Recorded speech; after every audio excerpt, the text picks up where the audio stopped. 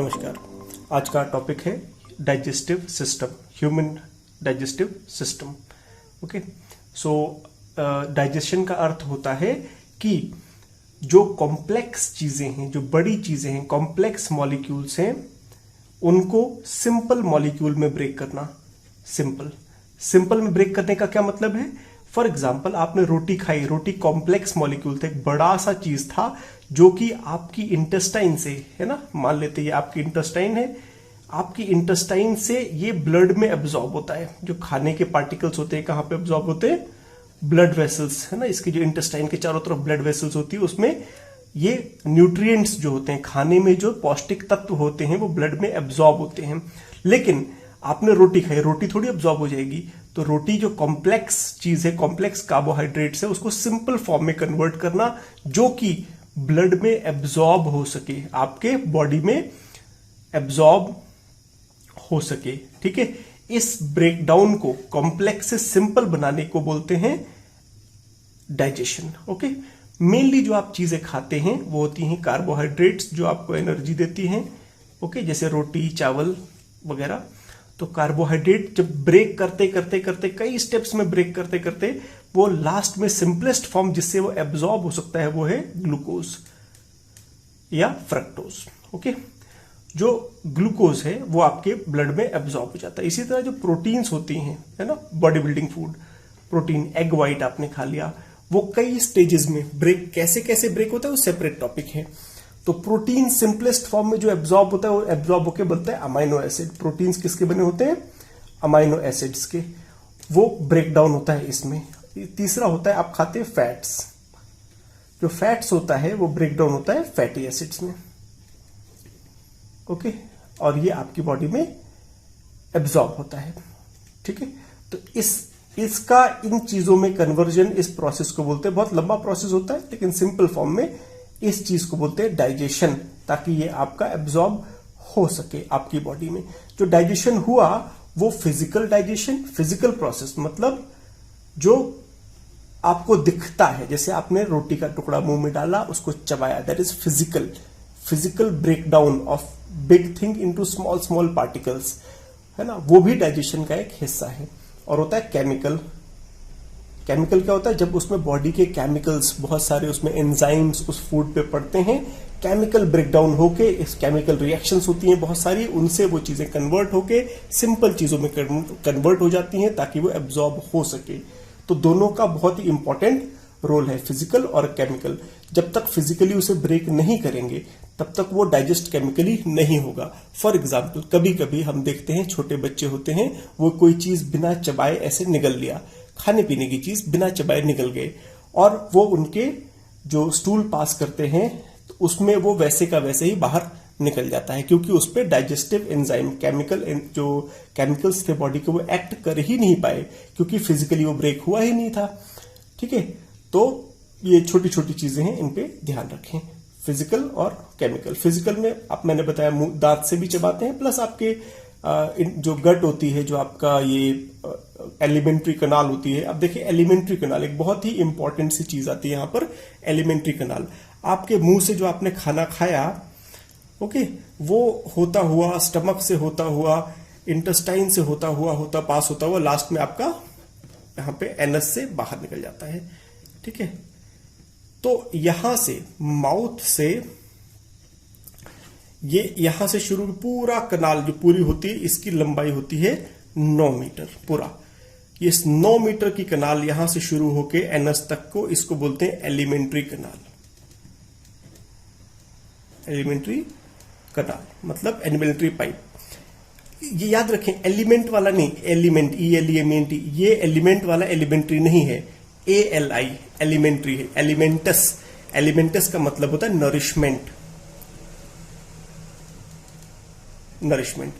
Nourishment कनाल।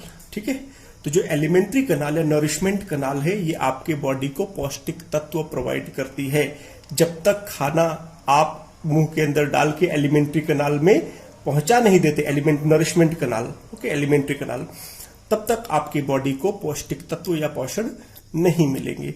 याद रखें, अगर प्लेट पर अच्छे से अच्छा खाना आपके टेबल पर आपके सामने रखा हुआ है, आपकी बॉडी को पौष्टिक तत्व नहीं मिलेंगे जब तक वो अच्छा और पौष्टिक खाना आप अपनी नरिशमेंट कनाल में नहीं डाल देंगे या एलिमेंट्री कनाल में नहीं डालेंगे। मुंह के द्वारा चबाकर उसको स्वेलो कर लें, उसको निगल लें। एक बार निगलने के बाद पहुंच गया एलिमेंट्री कनाल में, वो डाइजेशन होते होते पौष्टिक तत्व आपके बॉडी में, आपके ब्लड में अपने आप एब्जॉर्ब हो जाएंगे।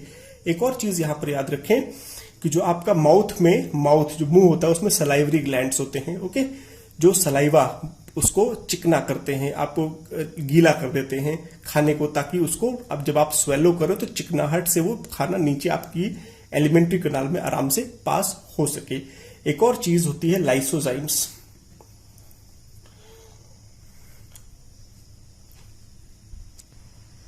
जो लाइसोजाइम्स होते हैं ये एंटी माइक्रोबियल आपके जो मुंह में होते हैं लाइसोजाइम्स आपके आंसू में भी होते हैं और मिल्क में भी होते हैं, जो कि एंटी माइक्रोबियल होते हैं। एंटी माइक्रोबियल तो क्या होता है कि एंटी मतलब अगेंस्ट छोटे छोटे माइक्रो ऑर्गेनिजम्स, जो छोटे बैक्टीरिया या कोई अन्य छोटे छोटे माइक्रो ऑर्गेनिजम्स होते हैं, जो लाइसोजाइम उनको मार देते हैं मुंह के अंदर। तो आप देखें लार में होता है ये लाइसोजाइम, किसमें होता है? आपका जो सलाइवा होता है। आप देखें छोटे बच्चों को सलाइवा कई बार ज्यादा आता है, देखें लार टपकती रहती है बच्चों की। रीजन बीइंग कि बच्चे चलते फिरते कुछ भी मुंह में डाल लेते हैं, तो उनको सलाइवा की ज्यादा जरूरत है ताकि लाइसोजाइम्स माइक्रोब्स को मार सके। जमीन पर पड़ी हुई चीज उठा के बच्चे मुंह में डाल लेते हैं, तो नेचुरल प्रोटेक्शन उनको, नेचुरल जो इंस्टिंक्ट है वो रहता है। बड़े होने पर ये ठीक हो जाता है अपने आप। तो आइए आगे बढ़ते हैं हम। डाइजेस्टिव सिस्टम प्रॉपर जो माउथ से खाना गया और कैसे कैसे होता हुआ वो पूरा गुजरता है, उस पूरे जो डाइजेस्टिव सिस्टम है या एलिमेंट्री कनाल है उसको शुरू से लास्ट तक समझने की कोशिश करते हैं। ये देखिए, ये मुंह हो गया, ये आपके गाल के जो अंदर की कैविटी है, गाल को बोलते हैं बक्कल। ये जो गाल के अंदर दोनों गालों के बीच में, दांतों के बीच में जो खाली जगह बचती है उसको बोलते हैं बक्कल कैविटी। बक्कल कैविटी जो कई बार खाना हम मुंह से खाते हैं, लेकिन कई बार किसी बीमारी में नाक से पाइप डालकर भी हमें खाना दिया जाता है। ओके, तो ये जो खाना ये आगे गया इसको बोलते हैं फूड पाइप। मुंह से होता हुआ बक्कल कैविटी में खाना आया, नाक से या फिर जैसे भी दिया, ये खाना आगे जो पाइप गई इसको बोलते हैं फूड पाइप।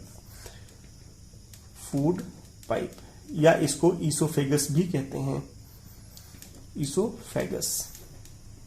ओके, फेगस आपको याद हो वर्ड जो खाना ईटिंग के लिए इस्तेमाल किया जाता है। अब यहां पर देखें, नाक और मुंह से आप सांस भी लेते हैं, तो यहां पर एक इससे एकदम जो फेरिंग्स होता है वहां पर एक पाइप अलग से निकल के जा रही होती है, इसको बोलते हैं विंड पाइप। इसको क्या बोलते हैं? इस तरह पे लिखता हूं, विंड पाइप, या इसको बोलते हैं ट्रैकिया। ट्रैकिया जो विंड पाइप, अब खाना आपने खाया, खाना फूड पाइप में जाना चाहिए ना कि विंड पाइप में। तो इसके ऊपर एक यहां पर जो विंड पाइप की ओपनिंग होती है इसको बोलते हैं ग्लॉटिस। क्या बोलते हैं इसको? ग्लॉटिस। ग्लॉटिस के ऊपर एक ढक्कन होता है, जो ढक्कन बंद रहता है जब आप खाना खाते हैं, ताकि खाने के पार्टिकल आपके सांस की नली में ना चले जाएं। उस ढक्कन को कहते हैं एपीग्लॉटिस। एपी मतलब उसके ऊपर जो है, ग्लॉटिस के ऊपर है मतलब एपी। एपीग्लॉटिस बहुत ही इंपॉर्टेंट है।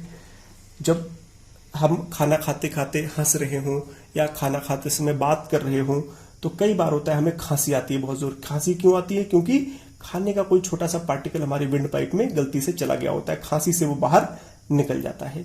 ओके, लेकिन कई बार होता है ऐसा कि एक छोटे बच्चों में खास करके जब वो खाना मुंह में भरा हुआ हो, वो रो रहे हों, या है ना आपने उन्हें डांट दिया, किसी ने ज्यादा मतलब हंस रहे हों या रो रहे हों ज्यादा, तो खाना उनकी विंड पाइप में जाके चोक कर सकता है। चोकिंग से डेथ तक हो सकती है, तो बहुत ही खतरनाक चीज है। तो खाना खाते समय थोड़ा सा ध्यान रखें, अच्छी चीजें अमल में लाएं, जैसे कि खाना खाते समय बात ना करें, हंसे ना। ओके, आगे बढ़ते हैं। तो आपने खाना खाया, चबाया, चबा के उसको स्वेलो कर लिया, स्वेलो करने के बाद वो चला गया ईसोफेगस में। ईसोफेगस में एक अलग से एक वर्ड आता है, कई बार एग्जाम में पूछा जाता है, पेरिस्टाल्टिक मूवमेंट होता है पूरा।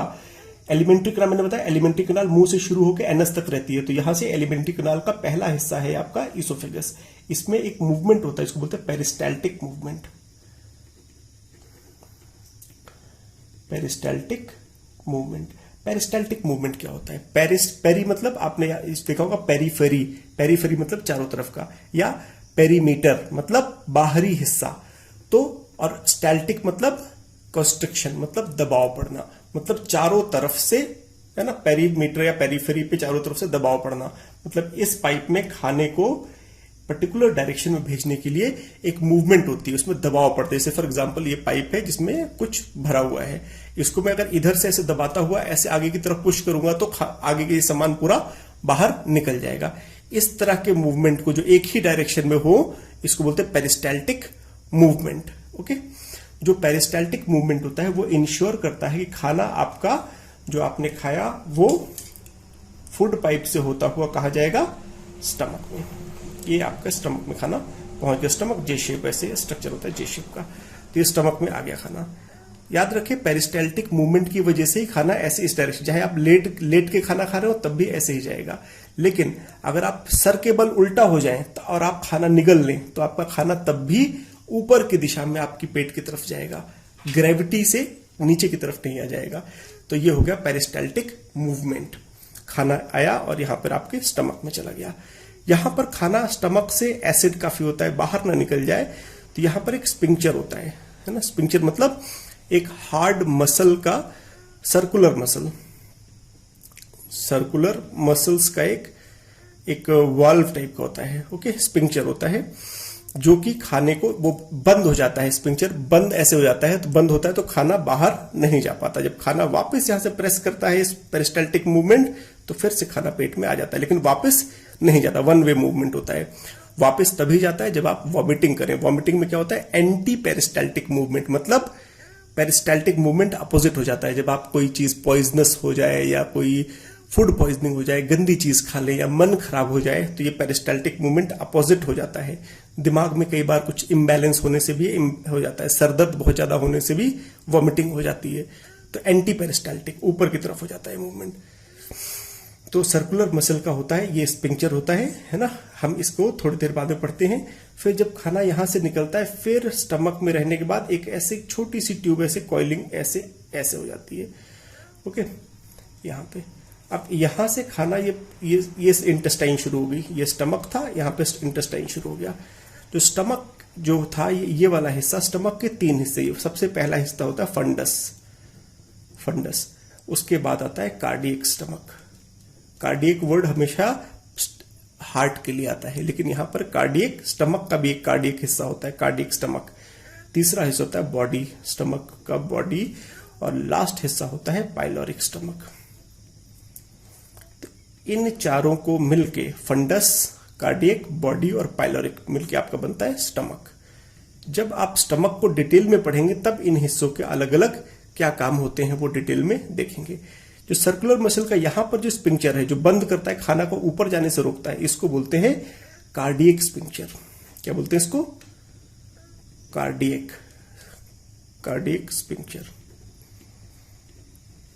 बहुत इंपॉर्टेंट है, ये आपको एग्जाम में बहुत बार पूछा जाता है कि कार्डियक स्पिंक्चर कहां है। ऑप्शन में होता है हार्ट में, तो कई बार बच्चे गलत जवाब दे देते हैं। कार्डियक स्पिंक्चर हार्ट में बता के, कार्डियक स्पिंक्चर होता है स्टमक में ऊपर की तरफ। और एक और जो होता है पाइलोरिक, स्टमक के लास्ट में एक स्पिंक्चर होता है, इसको बोलते हैं पाइलोरिक स्पिंक्चर। क्या बोलते हैं इसको? Pyloric sphincter. ओके, चलो आगे बढ़ते हैं कि यहां से आपका जब यहां पे ऐसे आ गया तो अब इसको एक बड़े हिस्से से इसको हम कवर कर दिए, इंटेस्टाइन बड़ी वाली बना देते हैं।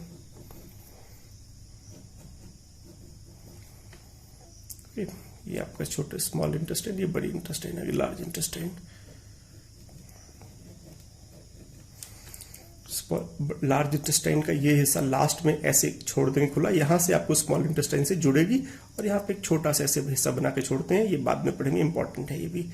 इसको हम कनेक्ट कर दिया, ये यहां से ऐसे होता है, ये इससे थोड़ा सा नीचे आएगा और एक छोटा सा हिस्सा ऐसे आएगा, और लास्ट में इस टाइप का एक हिस्सा बना देते हैं। तो ये जो ये आपका यहां से आया, ये यहां पर इंटेस्टाइन शुरू हो जाती है। आपने देखा पाइलोरिक, ये स्टमक हो गया, पाइलोरिक स्फिंक्टर, ये जो ऐसा हिस्सा है छोटा सा, इसको बोलते हैं इंटेस्टाइन का सबसे पहला हिस्सा, जिसको आप बोलते हैं अपना डोडिनम। डोडिनम ये स्मॉल इंटेस्टाइन का पहला हिस्सा होता है। डुओ, डुओ मतलब दो, डुओ है ना, ओके। डुओडिनम मतलब डुओडिन मतलब 12। ये 4-4 उंगल, ऐसे 4 उंगल फिर 4 उंगल ऐसे करते हैं, तो ये 12 उंगल जो है ना, उंगलियों से नापते हैं, 4 उंगल का 4 4 4, 12 उंगल के बराबर इसकी लंबाई ऐसा कहते हैं होती है, इसलिए इसको डोडुनम बोलते हैं। जो इंटेस्टाइन, स्मॉल इंटेस्टाइन का पहला हिस्सा डोडुनम है। फिर जैसे लार्ज इंटेस्टाइन के अंदर आके कॉइलिंग हो जाती है बहुत ज्यादा यहाँ पे, ठीक है। तो इसको जो बोलते हैं शुरुआती हिस्से को जेजुनम, डोडुनम, जेजुनम, ओके। और आखिरी हिस्सा जो यहां पर इसी में और कॉइलिंग हो जाती है बहुत ज्यादा, और यहां पे आकर इसमें जुड़ जाता है, आखिरी हिस्से को बोलते हैं इलियम, ओके। तो जो बीच वाला हिस्सा है डोडुनम, मैंने बताया 12 उंगलियां, डुओडिनम मतलब 12 उंगल वाला। जेजुनम, जेजुनम का मतलब होता है फास्टिंग, मतलब यहां पर पेरिस्टाल्टिक मूवमेंट बहुत ज्यादा होता है। जेजुनम में जो मिडिल पार्ट होता है, पेरिस्टाल्टिक मूवमेंट बहुत ज्यादा होने की वजह से खाना यहां पर बहुत कम देर के लिए रुकता है, तो अक्सर ये खाली होती है। खाली मतलब फास्टिंग होती है, मतलब भूखी होती है, ओके। तो जेजुनम मतलब फास्टिंग, भूखा, बहुत ज्यादा पेरिस्टाल्टिक मूवमेंट। तो ऑब्जेक्टिव क्वेश्चन में आता है कि सबसे ज्यादा इन तीनों भागों में पेरिस्टाल्टिक मूवमेंट का होता है, तो जेजुनम में। जो इलियम पार्ट है, ओके, वो थर्ड पार्ट है यहां पर इसका, इलियम, ओके। जो इलियम का अर्थ होता है ट्विस्टेड, ट्विस्टेड, बहुत ज्यादा ट्विस्टिंग होती है, इसको इलियम, ट्विस्टेड। यहां पर आकर जो स्मॉल इंटेस्टाइन, ये बड़े वाले हिस्से से, इसको बोलते हैं लार्ज इंटेस्टाइन आपका, ओके। जो ये तीनों मिलकर बन गया आपका स्मॉल इंटेस्टाइन, ओके। अब स्मॉल, ये जो लार्ज इंटेस्टाइन है, अब यहां पर देखें, जहां पर आपका ये मिला, इस हिस्से यहां पर जो बोलता है, इसको बोलते हैं सीकम, पहला हिस्सा, लार्ज इंटेस्टाइन का पहला हिस्सा जहां पे स्मॉल इंटेस्टाइन मिले, उसको बोलते हैं सीकम, सीकम। उसके बाद बाकी ये पूरा का पूरा हिस्सा है, इसको बोलते हैं कोलोन। क्या बोलते हैं इसको? ये असेंडिंग, ऊपर की तरफ जा रहा है, यहां से खाना आया, ऐसे खाना ऊपर जाएगा, फिर खाना ऐसे ट्रेवल करेगा, मतलब आपका वेस्ट मटेरियल, वेस्ट मटेरियल यहां से आएगा और यहां से बाहर निकल जाएगा। डायरेक्शन बिल्कुल क्लियर है। तो यहां जो यहां से आके ऊपर की तरफ जा रहा है, इसको बोलते हैं असेंडिंग कोलोन। क्या बोलते हैं इसको? Ascending colon. और ये जो ऐसे फ्लैट पड़ा है, इसको बोलते हैं ट्रांसवर्स कोलोन। और नीचे की तरफ जा रही हो गया obviously descending, descending colon. Colon last part होता है रेक्टम। रेक्टम ये लगभग 7-8 इंच लंबा एक छोटा सा ट्यूब होती है रेक्टम, जो आपका वेस्ट मटेरियल पूरा स्मॉल इंटेस्टाइन, लार्ज इंटेस्टाइन से होता हुआ जब रेक्टम में आता है, रेक्टम ये भर जाता है, तब आपको अर्ज होती है कि इस वेस्ट मटेरियल को निकालने के लिए। यहां पर जब खाना भर जाता है तब आपको अर्ज होती है, रेक्टम में जब स्टोर आ जाता है, टेम्परेरी स्टोर होता है, तब आप जाते हैं और इसको एक्सक्रीट करते हैं। अगर रेक्टम में खाना आता है तभी आपको अर्ज होती है जो स्टूल पास करने की। सीकम, कोलोन और रेक्टम ये लार्ज इंटेस्टाइन के हिस्से हो गए। ये डाइजेस्टिव सिस्टम यहां से लेके पूरा आप मैंने कवर किया, बताया मैंने। यहां से एलिमेंट्री कनाल, जो नरिशमेंट कनाल होती है पूरी, वो ये होती है, ठीक। यहां से यहां तक खाना ऐसे ऐसे पास हुआ। याद रखें, अभी भी खाना डाइजेस्ट होने में इस जो पाइप से खाना गुजरा, उसमें कुछ केमिकल्स की जरूरत पड़ती है। उनके बिना डाइजेस्टिव सिस्टम कंप्लीट नहीं होता। तो उसमें खाने को डाइजेस्ट, जब पेट से निकलता है खाना, जो एसिड वगैरह से मिलके, यहां पर एक पाइप होती है जिसके थ्रू ये कनेक्टेड होता है। एक लीफ लाइक स्ट्रक्चर जैसे आप बनाते हैं, ऐसे ऐसे बनाइए, उसमें एक पाइप होती है सीधा, उसकी फर्दर ब्रांचिंग्स होती हैं। ये आपकी बन गई पैनक्रियाज। ये क्या है? पैनक्रियाज। पैनक्रियाज से कार्बोहाइड्रेट्स, फैट्स और प्रोटीन्स, तीनों को डाइजेशन के लिए काफी एंजाइम्स आपके डुओडेनम में डिस्चार्ज होते हैं। ओके, तो ये जो पाइप हो गई, इसको क्या बोलेंगे? Pancreatic duct. डक्ट मतलब पाइप, पैनक्रियाटिक डक्ट। पैनक्रियास से जो डाइजेस्टिव जूसेस हैं वो इसमें सिक्रीट किए जाएंगे, डक्ट के द्वारा डोडेनम में आएगा। एक और चीज होता है, पैनक्रियाटिक डक्ट में एक और पाइप मिल रही होती है जहां से डाइजेस्टिव जूस आता है। ओके, ये हो गए, ऐसे ब्रांचिंग होती है। यहां पर एक थैला लगा होता है जिसको बोलते हैं गैल ब्लैडर, और एक और ये पाइप जा रही है। ये पूरा का पूरा जो स्ट्रक्चर बनता है आपका बनता है लिवर। ओके, यहां पर एक लिवर का देख लें आप, ठीक है।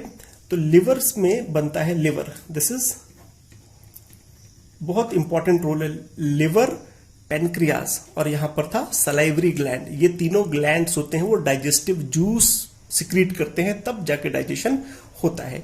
लिवर का जो ये हिस्सा है इसको बोलते हैं गैल ब्लैडर। जो लिवर जो अपना खाने को हजम करने के लिए सिक्रीट करता है डाइजेस्टिव जूसेस, जो कि बाइल में होते हैं। बाइल ग्रीन कलर का, लाइट ग्रीन होता है या येलोइश भी होता है, इसको बोलते हैं गैल ब्लैडर। गैल ब्लैडर, तो गैल ब्लैडर में बाइल टेम्परेली स्टोर होता है। जो लिवर का सिक्रीशन है वो टेम्परेली स्टोर होता है गैल ब्लैडर में। गैल ब्लैडर से है ना, ये जो है बाइल इससे होता हुआ पैनक्रियाटिक डक्ट्स में आता है, इससे होता हुआ ये डोडेनम में जाता है।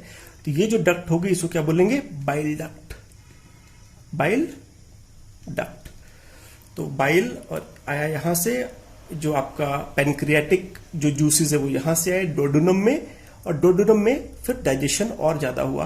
तो केमिकल डाइजेशन आप देखें, फिजिकल डाइजेशन सबसे ज्यादा कहां हुआ, मुंह में हुआ। उसके बाद पूरी एलिमेंट्री कैनाल में पेरिस्टाल्टिक मूवमेंट के कारण फिजिकल डाइजेशन तो हो ही रहा है, ब्रेकडाउन फिजिकली तो हो ही रहा है। केमिकल ब्रेकडाउन सबसे ज्यादा कहां पे होता है, डुओडेनम में, है ना। डुओडेनम में सबसे ज्यादा, क्योंकि यहां पर अलग अलग ग्लैंड से केमिकल आए, लिवर से और पैनक्रियास से। एक और चीज यहां पे याद रखें कि कई बार होता है यहां पर, जैसे गैल ब्लैडर में स्टोर हुआ, गैल ब्लैडर को रिमूव भी कर देते हैं, है ना। जब कोई प्रॉब्लम या कुछ स्टोन वगैरह होता है कई बार, या कुछ और प्रॉब्लम होने की वजह से गैल ब्लैडर रिमूव भी हो जाता है, तो स्टोरेज नहीं होता।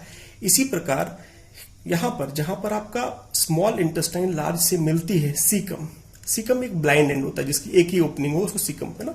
यहां पर देखिए उसके बगल में एक छोटी सी निकला हुआ स्ट्रक्चर, इसको बोलते हैं अपेंडिक्स।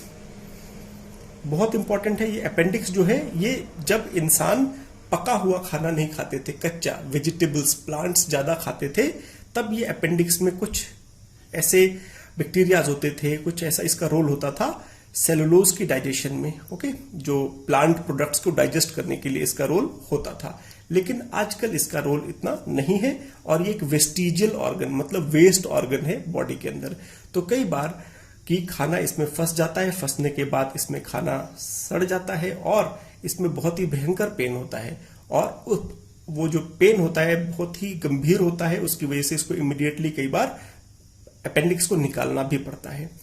कई बार ऐसा होता है आप किसी प्रॉब्लम से, अपने पेट का आपके ऑपरेशन हुआ, डॉक्टर उस ऑपरेशन को करते करते अपेंडिक्स को भी निकाल देते हैं साथ ही साथ। क्यों? ताकि फ्यूचर में कभी आपको दिक्कत ना आए। तो अपेंडिक्स एक वेस्टिजियल ऑर्गन है, यहां पर जो लास्ट में निकला हुआ पाया गया। इसका बॉडी में आज की डेट में कोई रोल नहीं है। तो ये बेसिक सा मैंने आपको बताया ह्यूमन डाइजेस्टिव सिस्टम के बारे में। आप इसको एक बार बढ़िया से पढ़ें, खुद एक बार डायग्राम बना के देखें, किताब जरूर पढ़ें। इसको पढ़ने के बाद आपको समझ में आएगा। आपको अच्छा लगा हो तो प्लीज लाइक कीजिएगा, चैनल सब्सक्राइब कीजिए, और अगले जो टॉपिक है उसका वेट कीजिए। मैं अगला टॉपिक बहुत ही जल्द अपलोड करूंगा। Thank you very much.